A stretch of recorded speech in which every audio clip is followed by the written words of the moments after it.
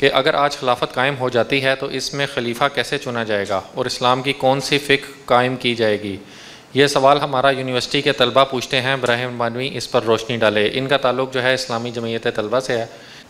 जी, बहुत सवाल अपनी जगह पे बहुत अहम है और सीधी सी बात है कि नबी सल्लल्लाहु अलैहि वसल्लम के बाद खिलाफत उम्मत को मुंतकिल हुई है और जब खिलाफत उम्मत को मुंतकिल हुई है तो अब अपॉइंटिंग अथॉरिटी उम्मत है।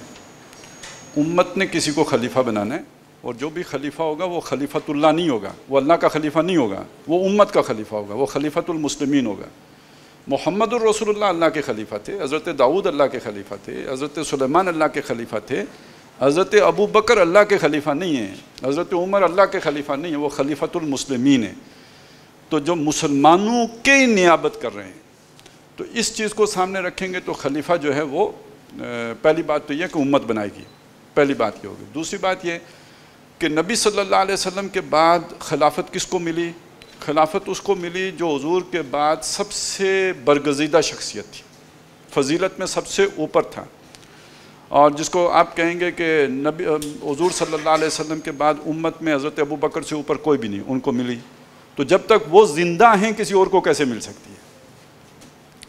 उनके बाद उसको मिली जो अब उम्मत में सबसे टॉप पर हैं, हर एतबार से टॉप पर, और ये तायुन हुजूर के दौर में ही हो गया है। लिहाजा जब तक वो जिंदा है किसी और को कैसे मिल सकती है? अब जब हम जिस दौर में रह रहे हैं इस दौर में कोई आदमी ऐसा नहीं है कि जिसका पहले से तायुन किया गया हो कि ये बहुत नेक आदमी है। कोई पता नहीं होता कि कोई नेक से नेक बंदा भी कब नेकी छोड़कर उल्टे काम करना शुरू कर दे, यानी इसका तो अब कोई नहीं गारंटी किसी के लिए भी नहीं। इस एतबार से आज अगर लोगों ने दुनिया में हाकमियत के तस्वुर के तहत तजर्बे करके तो कुछ उसूल वज़ा कर लिए हैं कि भाई हाकिम 5 साल के लिए होगा या 4 साल के लिए होगा या उसकी इम्पीचमेंट भी हो सकती है या ये हो सकता है या वो हो सकता है, वो सारे तरीके आज हम भी अडॉप्ट कर सकते हैं। नहीं करेंगे तो पता है क्या होगा कि जब हम में से कोई यजीद खड़ा हो जाएगा तो उसके लिए हमें करबला लगाना पड़ेगा। तो दुनिया ने ये करबलाओं से गुजर के ये एक आइन बनाया है, दस्तूर बनाया है, एक स्ट्रक्चर खड़ा किया है कि अगर किसी ने यजीदियत की तो उसको हटाने का तरीका क्या है, ताकि तलवार उठाए बगैर, करबला सजाए बगैर उसका जो है वो कला कमा किया जा सके। इसको कहते हैं महज़ब दुनिया, जिसे कहते हैं महज़ब का लफ्ज़। इसका ये मतलब नहीं है कि वो कोई बहुत जो है वो तहजीब याफ्ता, मतलब ये है कि वो मसाइल को एक एग्रीमेंट के तहत, एक कॉन्ट्रैक्ट के तहत हल कर लेते हैं। हमारा अफ़गानिस्तान में हम कहते हैं जी खिलाफत आ गई, तो वहाँ खिलाफत जो आती है तो उसके नतीजे में कुछ तो खून शुरू हो जाता है, सवाए लाठी डंडे के वो आ नहीं सकती।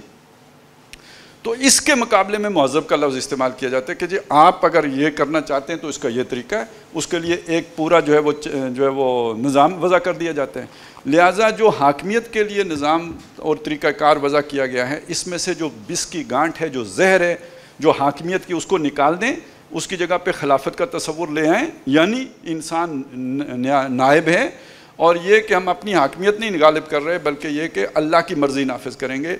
ये देखिए जी, बात यह है कि एक है दीन और उस मामले में यानी जिसे हमने अभी सेकुलर फील्ड डिफ़ाइन किया है तो उसमें तो किसी मसलक को दखल देने का कोई हक़ नहीं होगा, कुरान और सुन्नत की बालादस्ती होगी।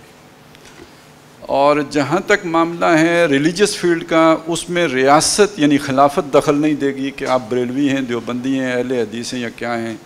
यानी आपका निकाह का तरीका, आपके तलाक़ का तरीका, आपकी नमाज़ पढ़ने का तरीका, आपकी मस्जिद, ये सब आप इसमें आज़ाद हैं अपने मसलक में और इसमें रियासत दखल नहीं देगी। तो बड़ी आसानी से हल हो जाते हैं अगर रियासत खुद फ़िरका परस्त न हो तो।